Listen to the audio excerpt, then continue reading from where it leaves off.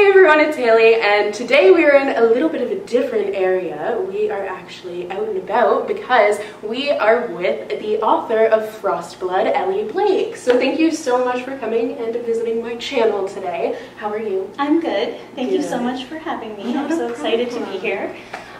So you wanted me to introduce myself? Yeah, if you wanted to say a little bit about what you do, like what you've written and stuff like that. Yeah, okay. Well, I'm Elly Blake, and I'm the author of the Frostblood Saga, which is Frostblood, Fireblood, and Nightblood. And Nightblood just came out on Tuesday, and I have a signing today, so I'm super excited to be here. Near chapters, near chapters, because we are near it. We are not in it, but we are near it. How did the idea of Frostblood come to you? It's a very interesting concept. So what inspired you? I was like almost embarrassed to answer this question when people first asked me, because it came to me when I was napping. Amazing. I was having a nap in the middle of the day, as one does, and I had this dream about a girl with power over fire and a king with an icy heart. And when I woke up, I didn't remember very much of the dream, but I kept thinking, oh, that's so cool. And within literally seconds, I knew her name was Ruby. So that was totally unusual. It's not like ideas normally hit me like that. I've been writing for a few years, mostly not finishing manuscripts, but I had been writing, and that was the first time something came to me like that. And then I had watched Avatar: The Last Airbender, the animated series, which is phenomenal, if anyone knows it. Hopefully everyone knows it. I haven't seen it, but I know so many people who are obsessed with it. It's funny because I have a friend and my husband both had heard about it for years, and they finally watched it and they're like, oh my gosh. So it'll be great. It's one of those things I need to watch it. You absolutely will. Whenever you're ready and to experience it, you'll probably binge watch it. So I'm sure. I always do. Be aware. You have to have the time. But so the elemental magic part of that is really the foundation for the elemental magic in these books. That had obviously gotten into my subconscious since I had that dream. But yeah, then so I started to play with that idea of how do I make a story that's it has that as a basis but is different enough from that story that it's not some fan fiction of that story. Yeah, for sure. So so that's the kernel where it came from. Cool. Now, did you know right away that there were going to be more than just one book? Yes.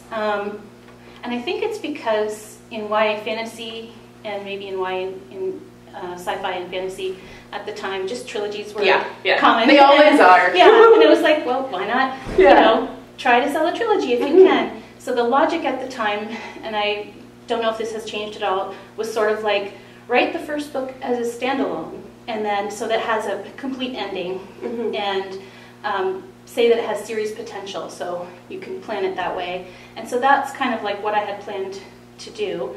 But then I never ended up querying because I thought I wasn't ready to query, but I ended up getting into a contest called Pitch Wars, and that's how I got my agent and ended up becoming published. So it kind of happened for me even faster, which I know is opposite to many people's story because publishing can take a long time. But in that sense, I kind of didn't end up having to consider too hard how I was going to do it because the agent was on board with selling it as a trilogy. So she put it on submission as a trilogy, and it sold as a trilogy. So awesome. Just the first book was written, and I had vague ideas for book 2 and 3. Very cool. Yes. What was your writing process like? Did you ever feel like you were kind of lost with the story and the characters ended up helping you find your way? Because I know with my own writing process, because I have been working on my own book, that there's sometimes where I'm like, I don't know where you want to go next, and the characters really kind of guide me. And I know a lot of other authors feel like that as well. So was that something that you can identify with? Yes, like even when I try to outline and plan things ahead of time, I always end up going off-road once I'm crafting. So yeah, because the characters turn out different than you imagine them always. Like when you're actually writing them and it comes out, somehow they're not exactly the way you thought they were in your head. You really, I think, most of us anyway, get to know them as we write. So I definitely had many stops and starts. I started the first book in January, February of 2014.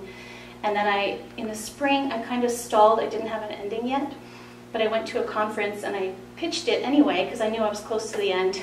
But I pitched a sort of different ending. The whole arena fights was not in the first draft. Oh, interesting. So that was added because I knew I needed more conflict. And so then I went home from that and wrote that. and then that Pitch Wars contest happened after. So I basically, when I went home from that, I deleted 30,000 words and I added 40,000 words. So it was like a big revision. And then I revised for the contest, and then of course I revised with my agent, as one does, and added quite a bit with the agent. And then during revisions with the editor, in one line edit, she actually cut almost 20,000 words, like with my okay. I got the okay on everything, but it was just, I had a lot of, it was my first novel that I finished and revised. Yeah. I had a lot of stage direction that didn't need to be there, people moving around, telling the reader things that they just didn't need to know, that just slowed down the pacing. So it was just a learning process. Yeah. Getting all those cuts. Yeah. Yeah. I know that, this is more of a personal question, but I know that there are some people who really love revisions. Yes. Are you one of those people? No, I am not. Okay, because I hate them too. I'm trying to revise my first draft right now, and it is like my own personal hell. It is. Drafting is wee. Yeah, exactly. Exactly. And then revising is, oh, why? Yeah. Why did I exist? This is so bad. Yeah, it's the worst. Yeah. Most people have a hard time with revisions. Yeah, so the people that I've met so far have loved revising, and I'm like, but I know those people, and I think that's wonderful. Yeah, I think Alexa Dunn, her, right? Yeah. Yes, that's right. Some people do, and I have friends too who hate drafting, and they're just relieved when they have the draft, and then that's the clay that they mold into what they want it to be. But my problem is that I'm so hard on myself that to have to face all the flaws of a first draft, which, as we both know, is like super full of flaws, right? And facing that, the first revision is always the hardest stage for me, by far. I feel it's devastating. So that's okay, good. Yeah. Something that I found really interesting when I was reading Frostblood, and it's something that I love when people do this in books, is exploring different binaries and kind of the gray area in between them. And Frostblood definitely does that. So what kind of inspired you, and what made you want to explore those different gray areas that a lot of people kind of poke at, but you really delved into them? Oh, that's really nice, thank you. I think some of that is probably unconscious when I'm writing. Choosing Fire and Frost was deliberate because, like I said, the elemental magic was inspired by Avatar: The Last Airbender, but that is such a big world, and I knew that if I tried to make such a big world with so many characters and different elements, that I would get totally overwhelmed. So I was trying to zero in, and I chose Fire and Frost because the sort of opposites thing I just found really interesting, right? This sort of clash between opposites, and always the idea that really we always have more in common than we think we do. Like, between groups even, if you look for commonalities, there's always more in common than people think when they have that perception of other, And also, I think as I was writing the series, not maybe when I first went with Fire and Frost, but as I was writing the series, I sort of, the election in the U.S. November 6th, November 8th, 2016 happened, and I was kind of like, didn't realize, with the two-party system, how very much it's this or this, and sort of thinking about that type of thinking where it's this or this and no sort of nuance or any kind of like in between. I don't know, I think there can be problems with that when people get too into sort of one mode of thinking without considering different nuances. Yeah. So I kind of explored that more through the series intentionally. Yeah, it is definitely a very apropos story for like the current situation of things, and I think it's a good way to really explore things in a fantasy setting, which I think is important, and why it is important, and I'm sure you would agree with that. Yeah, because totally. You can explore those things. You can explore things without naming the things you're exploring. Exactly. And so, hopefully without offending people, because people will have, of course, very emotional reactions if you're actually talking about the thing that they're upset about. But if you're kind of exploring it in a fantasy world with differences that, I think you have more freedom to just think about it on the page. So, the Frostblood series has come to an end. What can people expect from this final book? Oh, from the final book? Well, I hope that it is a satisfying ending. I hope that it answers the questions people had, and ties up the loose ends, and gives them a big exciting story. I tried to make it a little bit more everything, maybe a little darker, maybe a little more twists, and maybe a little steamier in parts. So I tried. Anyway, so so I hope now there's certain characters, secondary characters that people really like, and I was hoping to be able to write more in that vein at some point, but there's no immediate plans, but I'd love to return to that world. Excellent. But for now, it's tied up. Yeah. That was my next question. I hope to write in that world again. I don't know, Ruby's story might be done, unless it's something like the novella, but maybe one of the other characters as the main character. Awesome. If it comes to pass, it would be nice. Very cool. Now, other than the Frostblood world, do you have an interest in exploring other universes? You mentioned that you have started some manuscripts, but not finished them, which I relate to. Yes. Would you ever revisit them and actually bring them to completion?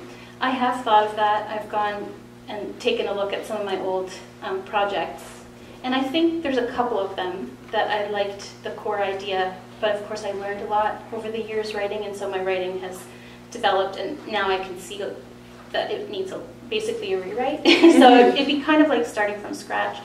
So for now, I think I'm putting those aside and trying to come up with a new idea. It would be YA fantasy. I was kind of toying with historical fantasy, and then I was backing away from historical fantasy because I'm unsure about, I haven't done it before in the amount of research. And very so daunting. It's like very much up in the air right now. I did have the kernel of an idea with sort of the magic and the hero and heroine and like the basic, germ of an idea, but I need to figure out setting, and so I'm still figuring it out. Yeah, in the early stages. Yes. Well, that's good. You have to start somewhere. Yeah, right? that's right. Yep. Now, I have a personal question. Has anyone, I hear a lot of people comparing Ruby to Elsa, but with fire. Do you agree with this comparison?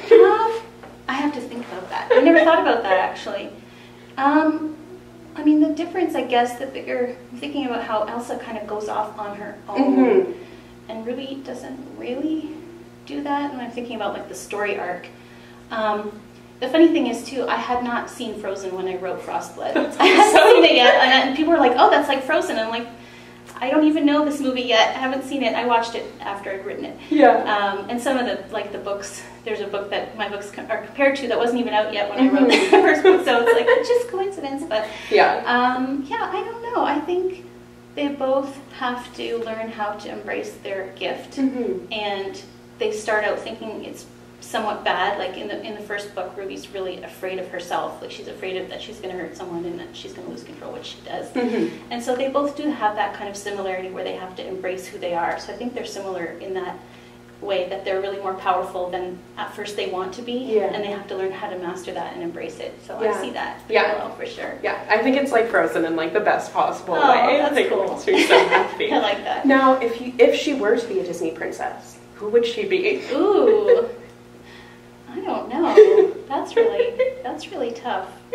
I don't know. I always liked Jasmine. She was kind of sassy. Let's say that. Jasmine is great. For her sass. Awesome. Now, which Hogwarts house would she be a part of? Oh, that's a really good question. I think she's probably Gryffindor. She's really brave. Yeah, braver than I am. I can see that. So not brave. I'm a Hufflepuff. But yeah, I think she'd be Gryffindor. Yeah. Excellent. Yeah. And what faction would she be in Divergent? Oh, I guess it would have to be Thomas. Yeah, that's what I was thinking. We're going along the same lines. Yeah. It wouldn't be abnegation. Yeah, no, definitely not. Hilarious.